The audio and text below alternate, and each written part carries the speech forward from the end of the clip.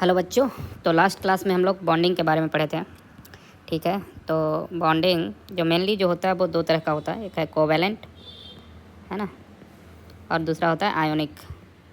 Covalent bonding में electron share करके हम लोग बॉन्ड बनाते हैं। जैसे कि हाइड्रोजन मॉलिक्यूल में दोनों हाइड्रोजन एटम के पास ऐसे एक एक इलेक्ट्रॉन होता है और वो शेयरिंग करके बनता है। आयनिक में क्या होता है कि इलेक्ट्रॉन ट्रांसफ़र हो जाएगा। जैसे कि NaCl, इसमें आयन्स होंगे, कैटियंस और एनायंस, है ना, Na+Cl-। और भी अगर ले तो AlF3, ये भी एक आयनिक बॉन्ड होता है जिसमें एल्यूमिनियम पे +3 चार्ज होगा और फ्लोरीन पे माइनस होगा। ठीक है, बॉन्डिंग में होता क्या है कि टू एटम्स ज्वाइन कर लेते हैं और एक स्टेबल अरेंजमेंट बनाते हैं जिनका स्टेबिलिटी ज़्यादा होता है और एनर्जी कम होता है। और बॉन्डिंग के थ्रू क्या करते हैं कि ये नोबल गैस इलेक्ट्रॉनिक कॉन्फ़िगरेशन भी अटेंड करते हैं। समझे? ओके। अब कुछ आयनिक कंपाउंड कैसे बनेंगे उसके बारे में समझेंगे। जैसे हमें लिथियम फ्लोराइड बनाना है, LiF। तो इसमें क्या होगा, पहले लिथियम जो है एक इलेक्ट्रॉन लूज करेगा और वो बनाएगा Li+। और फ्लोरीन जो है उसके पास ऑलरेडी कितने इलेक्ट्रॉन है, 7। एक इलेक्ट्रॉन गेन कर लेगा और ये बन जाएगा F-, जिसके पास हो गया 8 इलेक्ट्रॉन।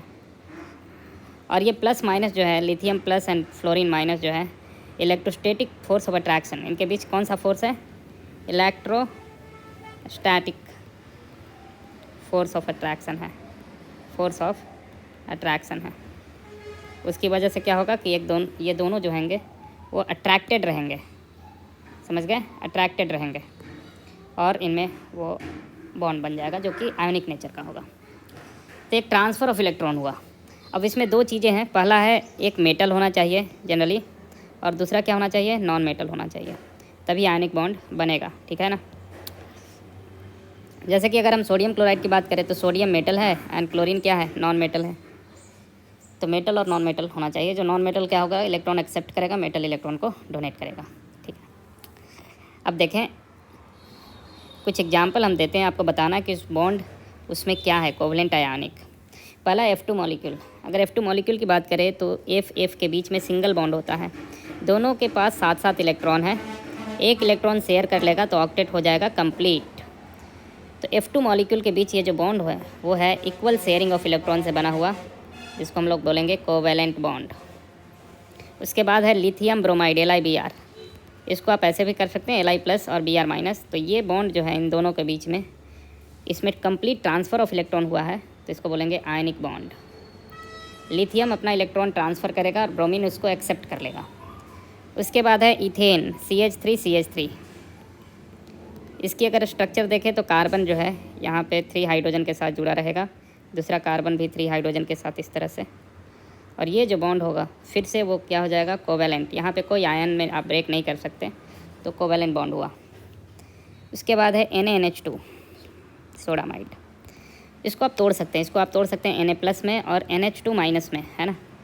तो इन दोनों के बीच जो बॉन्ड हुई वो है इलेक्ट्रोस्टैटिक फोर्स ऑफ अट्रैक्शन की वजह से। तो ये हो गया हमारा आयोनिक बॉन्ड। समझ गए। तो इस तरह से हम मेनली दो तरह का बॉन्ड को डिफाइन करते हैं, covalent and ionic. Lewis dot structure पहले भी बता चुके थे। अब आपको पता होना चाहिए वैलेंसी, जो कि पहले भी बताए हैं। हाइड्रोजन जो है वो सिंगल बॉन्ड बनाएगा, कार्बन जो है वो 4 बॉन्ड बनाएगा, है ना, 4 वैलेंसी है। नाइट्रोजन जनरली 3 बॉन्ड बनाएगा और एक लोन पेयर उसके पास रहेगा, 2 इलेक्ट्रॉन बचा हुआ। ऑक्सीजन बनाएगा 2 बॉन्ड और इसके पास 2 इलेक्ट्रॉन रहेगा बचा हुआ। और कोई भी हैलोजन है, फ्लोरीन, क्लोरीन, वो सिंगल बॉन्ड बनाएगा और उस पर जो है 3 लोन पेयर बचा हुआ रहेगा। तो ये है इनके नंबर ऑफ बॉन्ड जो कि वे बना सकते हैं। ठीक है, तो लिविश डॉट स्ट्रक्चर आपको केमिकल बॉन्डिंग में पढ़ना है, तो आप जानते भी होंगे। तो कुछ प्रैक्टिस कर लेते हैं लिविश डॉट स्ट्रक्चर का। अगर आपसे पूछा गया कि चलिए बताइए CH3CH3 का लिविश डॉट स्ट्रक्चर आप बताइए, तो देखिए यहाँ पे कार्बन है, दूसरा भी कार्बन है। कार्बन कितने बॉन्ड बनाएंगे, 4। एक तो कार्बन से बना रखा है तो 3 हाइड्रोजन के साथ वो ऐसे जुड़ जाएगा। इसी तरह ये भी कार्बन जो है 3 हाइड्रोजन के साथ जोड़ दीजिए, ये हो गया इसका लिविश डॉट स्ट्रक्चर। पूरा होना चाहिए टोटल।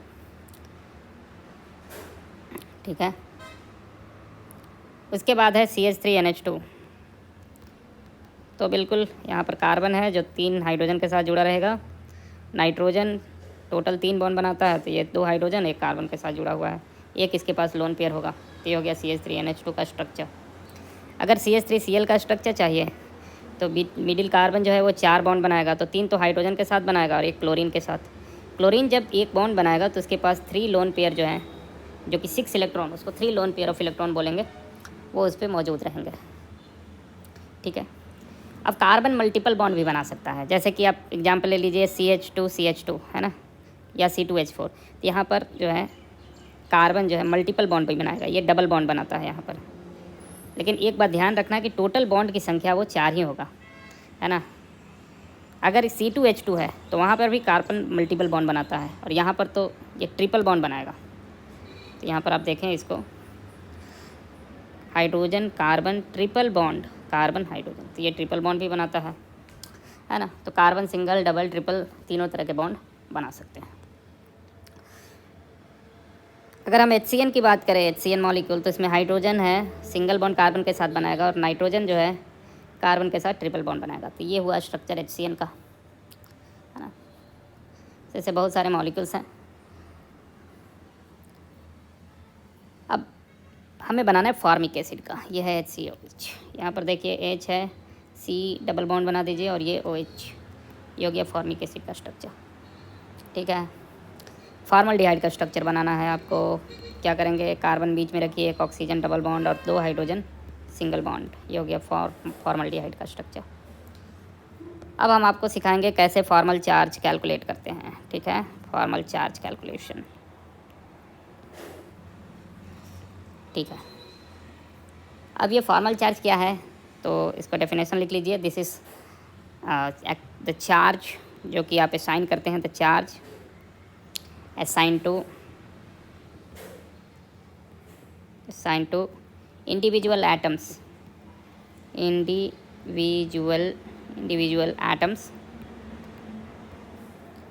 a Lewis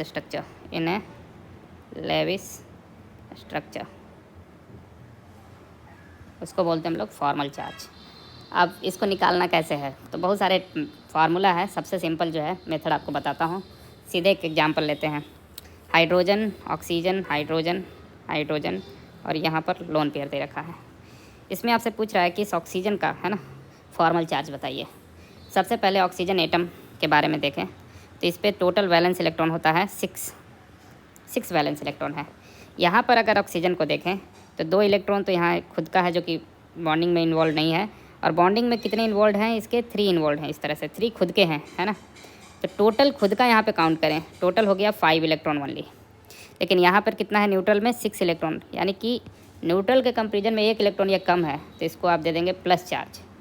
इसका मतलब हाइड्रोनियम आयन जो है H3O, उस पर प्लस चार्ज होगा, इसलिए हमेशा लिखते हैं इसको H3O प्लस। इस तरह से हमें पता करना है। ठीक है, कुछ और एग्जाम्पल लीजिए।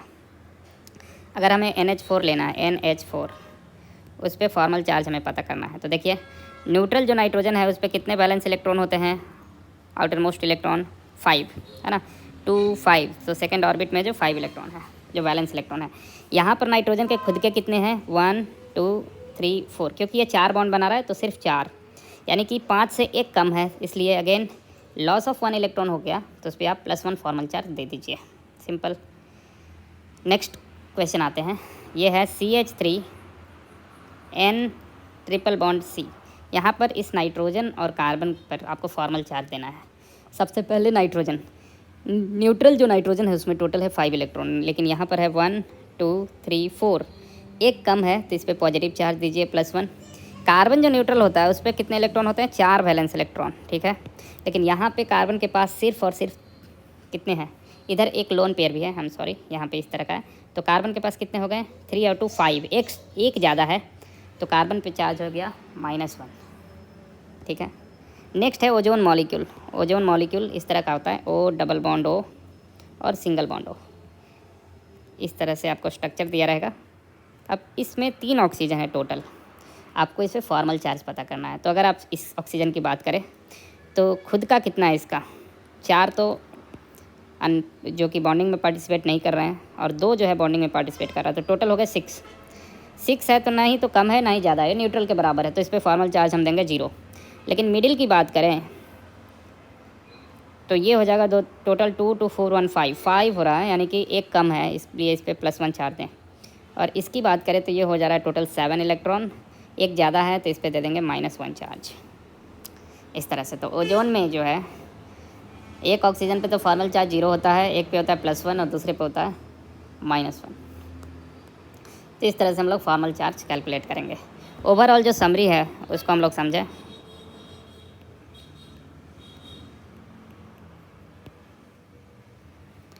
ओवरऑल समरी को देखते हैं जो अब तक हम लोग समझे। यहाँ पे कार्बन एटम है, अगर वो 4 बॉन्ड बनाता है इस तरह से, है ना, जैसे कि आप ले लीजिए CH3 CH4, तो फॉर्मल चार्ज इस पर क्या होगा 0, कोई, क्योंकि इस पर बैलेंस इलेक्ट्रॉन कितना है 4 ही है। लेकिन कार्बन अगर 3 बॉन्ड बनाए, ले लीजिए इसको, है ना, तो इस पर चार्ज हो जाएगा +1, क्योंकि 3 ही इलेक्ट्रॉन यहाँ पे मिल रहा है हमें। अगर कार्बन 3 बॉन्ड बनाता है लेकिन उस पर एक लोन पेयर दिया गया है, तब यहाँ पर जो टोटल इलेक्ट्रॉन हो जाएंगे वो 5 होंगे, तब यहाँ पर चार्ज देंगे -1, हो जाएगा कार्बन आयन। इसी तरह नाइट्रोजन, अगर नाइट्रोजन 3 बॉन्ड बनाए और एक लोन पेयर रखे, ये तो टोटल 5 इलेक्ट्रॉन हुआ, फॉर्मल चार्ज हो गया इस पर 0। लेकिन नाइट्रोजन अगर 4 बॉन्ड बनाए, है ना, तो इस पर फॉर्मल चार्ज आ जाएगा +1। नाइट्रोजन अगर 2 बॉन्ड बनाए और उस पर मान लीजिए 2 लोन पेयर है, तो अब काउंट करें 1 2 3 4 5 6 आ रहा है, एक ज़्यादा हो गया उसके बैलेंस इलेक्ट्रॉन से, तो अब फॉर्मल चार्ज आएगा उस पर -1। इस तरह ऑक्सीजन ले लें।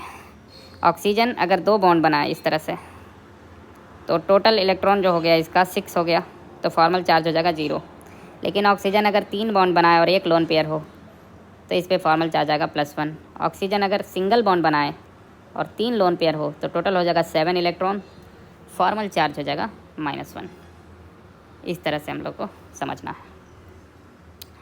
तो बहुत ही सिंपल एक्सप्लेनेशन था इसका, आप देख सकते हैं इसको, है ना। तो बहुत ही सिंपली आप इसको समझ सकते हैं फॉर्मल चार्ज। एक लास्ट एग्जांपल लेते हैं फॉर्मल चार्ज का। आज देखिए, ये अगर आपको दिया हुआ N triple bond N azide ion है ना, इस तरह से दिया हुआ है, और इस पर क्या करना है, तीनों पे फॉर्मल चार्ज बताइए। इस नाइट्रोजन की बात करें तो इसके पास 2 इलेक्ट्रॉन पहले से बचा हुआ है और 3 इन्वॉल्व है बॉन्डिंग में, तो टोटल 5 हो गया, इस पर फॉर्मल चार्ज हो जाएगा 0। मिडिल वाले की बात करें तो इसका 1 2 3 और 4 ही है, तो इस पर फॉर्मल चार्ज हो जाएगा +1, क्योंकि न्यूट्रल में तो 5 रहता है नाइट्रोजन के पास, लेकिन यहाँ बॉन्डिंग में सिर्फ 4 है। इसकी बात करें तो इसके पास है 2 2 4 1 5, है ना, यहाँ पे एक और लोन पेयर होगा, है ना, एक बार ध्यान रखें, सॉरी, ये 2 2 4 2 6 1 7 आ गया, मतलब कि बहुत ही ज़्यादा हो गया, 2 ज़्यादा, तो इस पर हो जाएगा फॉर्मल चार्ज -1। तो ये ओवरऑल मॉलिक्यूल जो होता है ना वो N3- होता है, इसको बोलते हैं हम लोग एजाइड आयन। एजाइड आयन ये कैसे हो रहा है N3-, क्योंकि यहाँ पर है फॉर्मल चार्ज +1 और ये -2, +1 -2 ओवरऑल हो गया चार्ज -1। ठीक है, तो इस तरह से फॉर्मल चार्ज हम लोग कैलकुलेट करते हैं। तो आज का क्लास रहा फॉर्मल चार्ज, हम लोग सीखे हैं इसमें, और हम लोग सीखे हैं लिविस डॉट स्ट्रक्चर कैसे ड्रॉ करना है। हम लोग सीखे हैं 2 टाइप के बॉन्डिंग, कोवलेंट एंड आयोनिक, है ना। तो बहुत ही बेसिक क्लास था, और कोई प्रॉब्लम हो तो आप कमेंट सेक्शन में लिखें, उसको हम आंसर करेंगे। Thank you.